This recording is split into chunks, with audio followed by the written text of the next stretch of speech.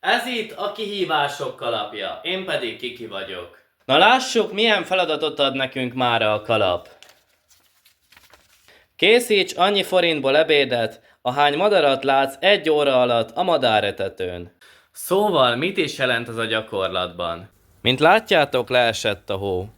És ilyenkor bizony rengeteg madár van az etetőnkön. De az én dolgom most az lesz, hogy még többet ide csábítsak, hogyha egy normális ebédet akarok készíteni.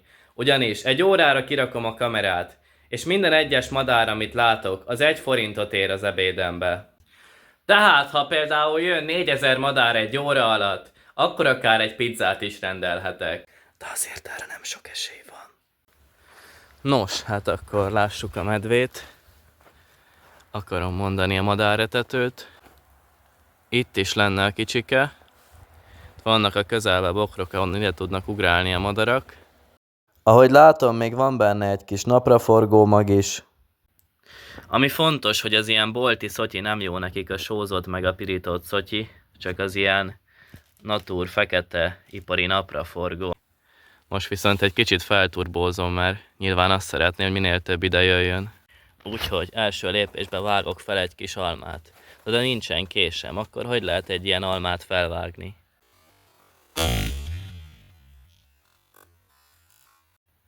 Íme a végeredmény. Ez így szerintem jó is lesz nekik, mert itt már belső puha részéhez hozzá tudnak férni, úgyhogy ezt bele is rakom az etetőbe. Öntök nekik egy kis magot. Ugye, hogy mindenhol legyen. És ami szerintem a legtöbb madarat ide fogja vonzani, gondolná az ember, hogy mindenhol hó van, majd hogyha szomjasak, akkor megeszik a havat. Én azt figyeltem meg, hogy ez a csillogó víz, szobahőmérsékletű kis víz, amit kihozok nekik, ez mindig ide vonza őket.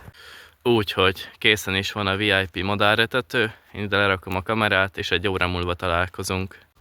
Bár azt gondoltam, félni fognak a kamerától, rögtön meg is jelent 2 kék cinege az etetőn. És itt meg is kell álljunk egy pillanatra, hiszen számomra az egy fajba tartozó madarak ugyanúgy néznek ki, személyigazolványt pedig nem tudok kérni tőlük.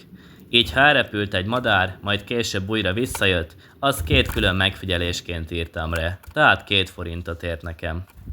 A másik vendég, aki beköszönt, az a széncinege volt. Rajtuk kívül más madarat nem sikerült megfigyelni.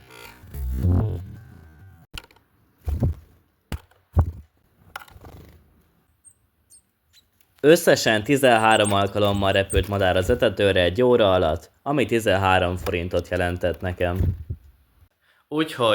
Úgyhogy jó étvágyat nekem a stánglihoz. Akarom mondani, jó étvágyat nekem az 1/10 stánglihoz.